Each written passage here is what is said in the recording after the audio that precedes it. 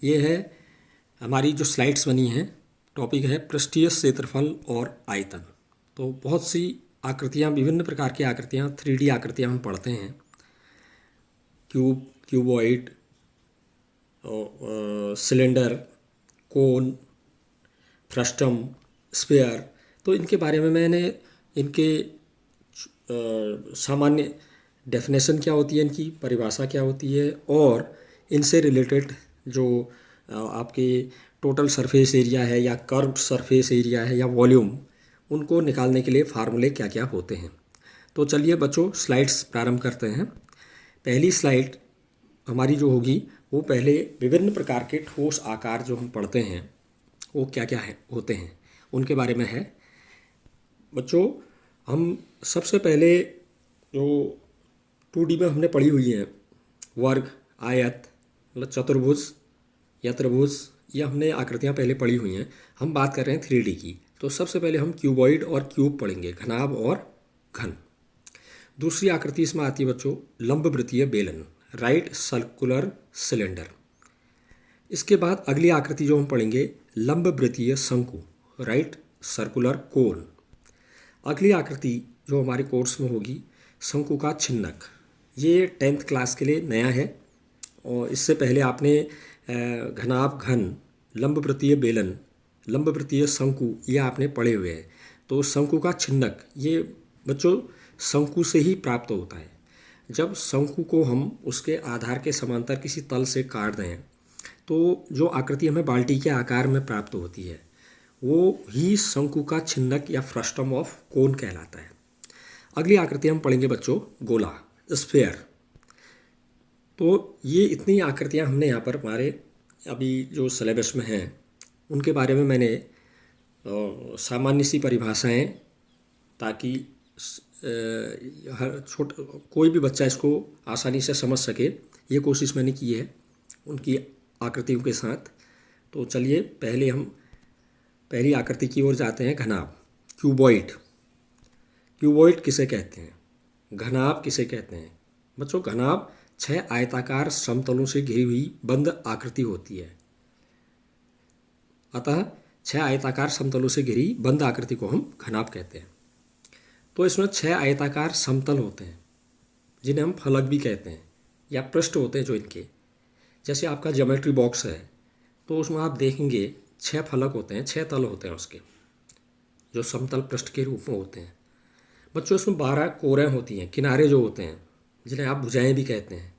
8 इनके शीर्ष होते हैं, कोने देखेंगे आप ज्योमेट्री बॉक्स के, 4 ऊपर और 4 निचले तल पर, वो कोने जो बने होते हैं वो शीर्ष कहलाते हैं। और बच्चों 4 घनाभ के विकर्ण भी होते हैं।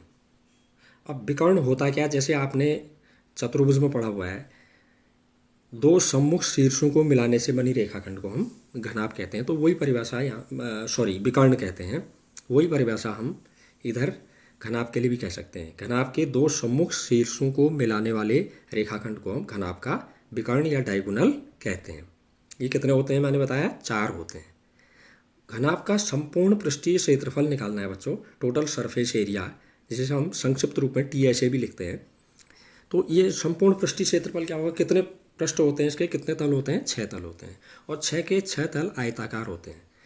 ठीक है, तो हम जैसे आधार वाले तल का क्षेत्रफल निकालें वो L/B हो जाएगा, क्योंकि यहाँ पर हमने लेंथ को L माना है, ब्रेड्थ को B माना है, हाइट को H माना है, ऊंचाई को, लंबाई को L, चौड़ाई को B, ऊंचाई को H। तो आधार वाला जो तल है जिस पर टिका हुआ है आपका ज्योमेट्री बॉक्स, उसमें उसका हम निचले तल का क्षेत्रफल निकालें तो L/B। इतना ही क्षेत्रफल जो होगा ऊपरी वाली सतह का भी होगा, तो ऊपरी वाली सतह का भी L/B होगा। तो L/B कितनी बार आ जाएगा, 2LB, 2 बार। ऐसे ही आप अगर किनारों की तरफ देखें, लंबाई वाले हिस्से में देखें, तो लंबाई वाला हिस्सा अगर उसका उस पृष्ठ का क्षेत्रफल निकालें तो लंबाई की जगह तो L ही है उसमें लंबाई, और चौड़ाई की जगह H आ जाएगा बच्चों, ऊंचाई, तो L/H।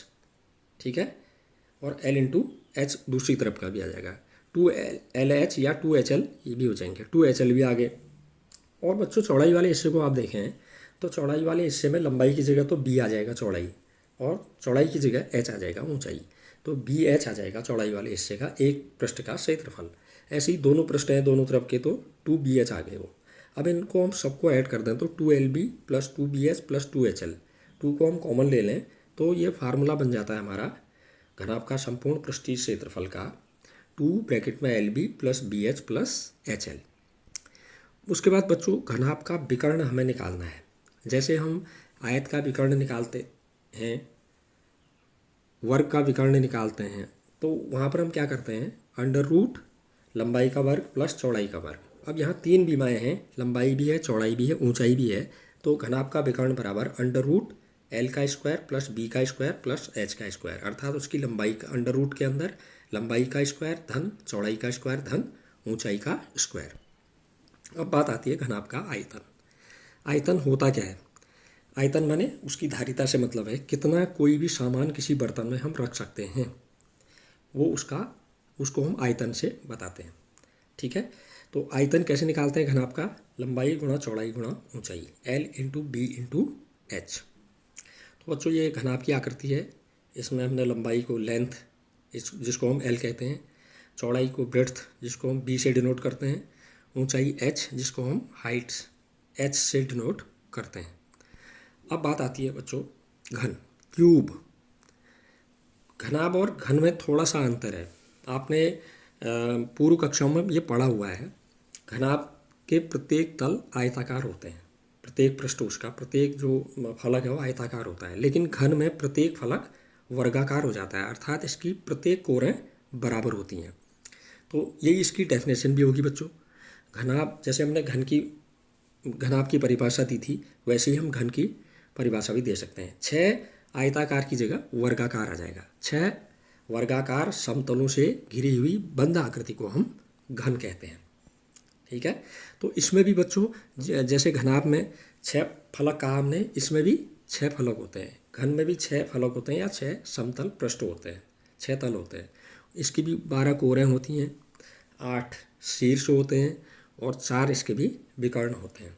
तो विकर्ण की डेफिनेशन तो वही होगी बच्चों, घन के 2 सम्मुख शीर्षों को मिलाने वाली जो रेखाखंड होगी वो हमारा घन का विकर्ण कहलाएगा। अब बात आती है फार्मूलों की इसके। जैसे हम घनाभ में निकालते थे उसका कुल पृष्ठीय क्षेत्रफल, वो क्या आता था, 2 ब्रैकेट में LB plus BH plus HL। तो यहाँ पर L और B और H बराबर होते हैं, इसकी सभी कोरें बराबर होती हैं, सभी भुजाएं बराबर होती हैं। ठीक है, तो L की जगह भी हम मान लेते हैं A लिख दें, और B की जगह भी A लिख दें, H की जगह भी A लिख दें या X लिख दें, जो भी लिखें आप। तो क्या आ जाएगा हमारा, ये हम 2 ब्रैकेट के अंदर L की जगह भी A, B की जगह भी A into A plus B की जगह A, H की जगह A इंटू A प्लस फिर लास्ट में भी H की जगह A और इंटू L की जगह A। तो ब्रैकेट के अंदर आप देखेंगे 2 तो ब्रैकेट के बाहर है, A into A square plus A into A square plus A into A square. तो ब्रैकेट के अंदर तीनों A स्क्वायर जोड़ दो, 3A स्क्वायर आ जाते हैं। 3A स्क्वायर को हम 2 से मल्टीप्लाई करें तो हमारा आ जाता है 6A स्क्वायर। A माने इसकी कोर, माने इसकी भुजा। तो घन का संपूर्ण पृष्ठीय क्षेत्रफल या उसका टोटल सरफेस एरिया 6 गुणा भुजा का वर्ग। अब घन के विकर्ण की बात, जैसे घनाभ का विकर्ण हमने कहा under root L square plus B square plus H square होता है, लेकिन घन की सभी कोरें बराबर होती हैं। मैंने मान लिया L को A, B को भी A, H को भी A, तो अंडर रूट के अंदर A square plus A square plus A square, इन तीनों A स्क्वायर को हम ऐड कर दें 3A स्क्वायर। अब A स्क्वायर का तो आप अंडर रूट निकाल सकते हैं, वर्ग वाली संख्या का वर्गमूल जब हम निकालते हैं तो वर्ग से वर्गमूल हट जाता है, वो संख्या आ जाती है बाहर वर्गमूल से। ठीक है, तो यहाँ पर A का स्क्वायर आ रहा है, A माने कोर, भुजा का स्क्वायर, तो उसका वर्ग से वर्गमूल हट जाएगा, भुजा बाहर आ जाएगी या कोर बाहर आ जाएगी, अंडर रूट के अंदर केवल 3 रह जाएगा। ठीक है, तो ये आ गया हमारा घन का विकर्ण, कोर गुणा अंडर रूट 3। अब घन का आयतन बच्चों, जैसे घनाभ का आयतन निकाला L into B into H, तो यहाँ पर L भी A है, B भी A है, H भी A है, तो घन का आयतन आ गया A इंटू A का क्यूब, माने कोर का क्यूब या भुजा का क्यूब। इस तरह से हम घन का आयतन ज्ञात करते हैं। बच्चों आयतन और क्षेत्रफल के जो यूनिट्स होते हैं, मात्रक हैं, वो अलग अलग हैं, आपको मालूम है।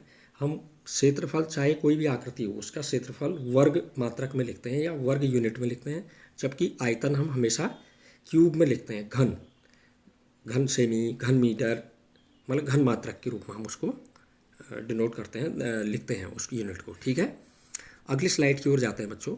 अगली स्लाइड हमारी है लंबवृत्तीय वेलन।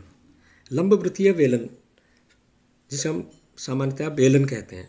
बेलन होता क्या है बच्चों? अगर एक आयताकार कागज़ लें हम, उस आयताकार कागज़ की एक भुजा को, लंबाई वाली भुजा या चौड़ाई वाली भुजा को अगर हम स्थिर रख दें और उसके परितः शेष आयत को घुमा दें, तो इस प्रकार हमारी जो आकृति, ठोस आकृति प्राप्त होगी हमें, वो हमारा लंबवृत्तीय बेलन या राइट सर्कुलर सिलेंडर कहलाता है। ठीक है, तो किसी आयत की एक भुजा को स्थिर रखकर उसके परितः आयत को घुमाने पर बने ठोस आकृति को हम लंबवृत्तीय बेलन कहते हैं। बेलन का आधार बच्चों वृत्ताकार हो जाएगा।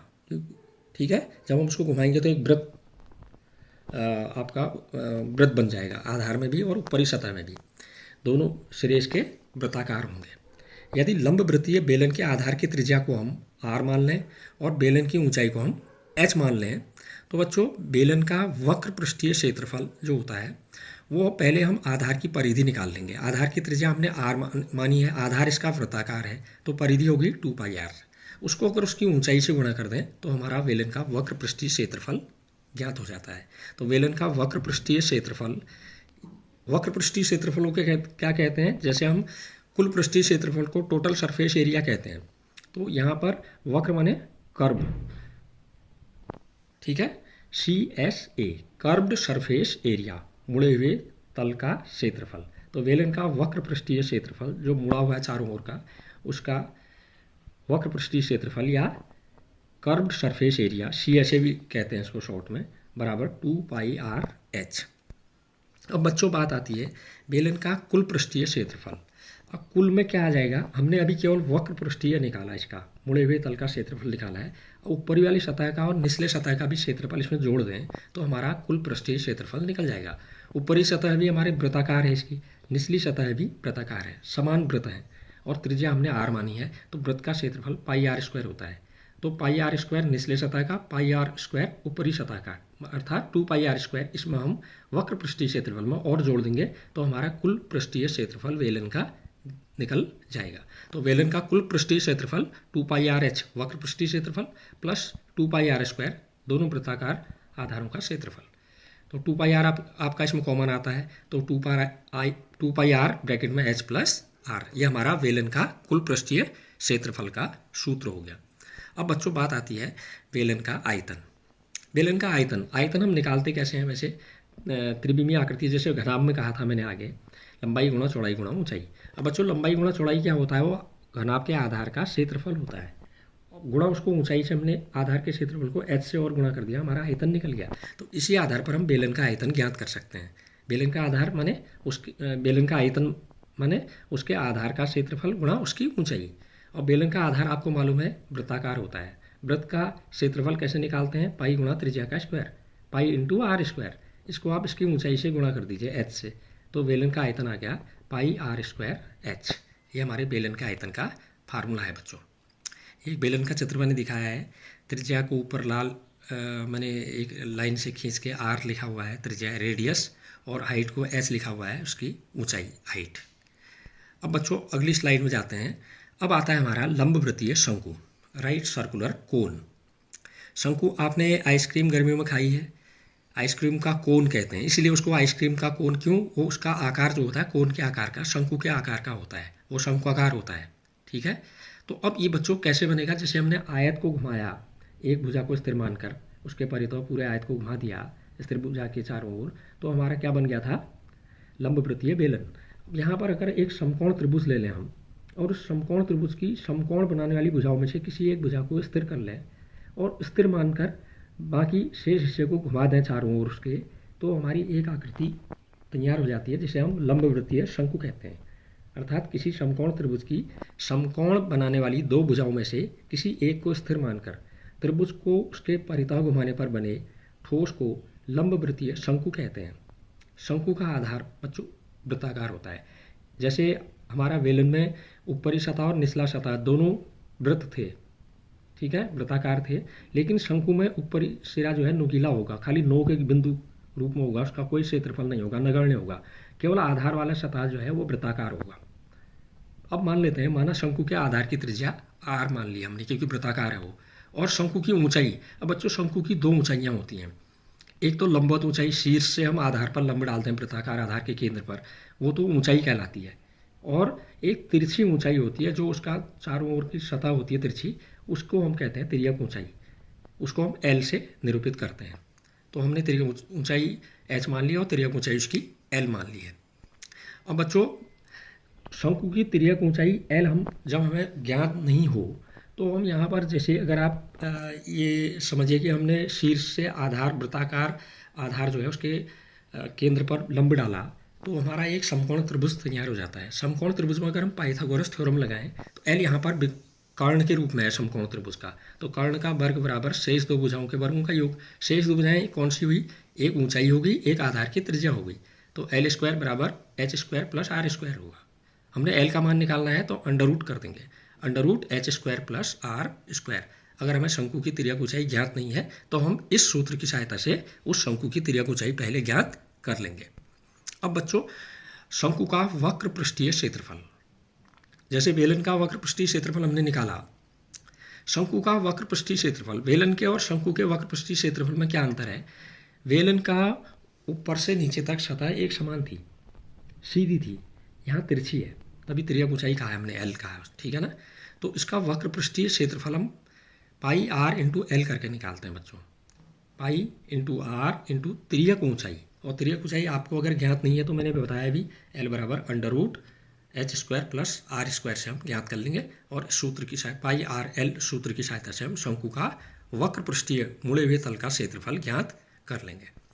अब शंकु का अगर कुल पृष्ठीय क्षेत्रफल ज्ञात करना है तो बच्चों ये जो वक्र पृष्ठीय क्षेत्रफल आया है उसमें आधार का क्षेत्रफल और जोड़ देंगे, क्योंकि इसका आधार ऊपरी बिंदु तो मैंने ऊपरी में जो है ऊपर तो नुकीला हिस्सा है, बिंदु है खाली, उसका कोई क्षेत्रफल नहीं है, नगण्य है, केवल आधार का क्षेत्रफल होगा। आधार वृत्ताकार है, वृत्त का क्षेत्रफल पाई आर स्क्वायर होता है। तो हम शंकु के वक्र पृष्ठीय क्षेत्रफल पाई आर एल में पाई आर स्क्वायर जोड़ देंगे तो हमारा शंकु का कुल पृष्ठीय क्षेत्रफल ज्ञात हो जाएगा।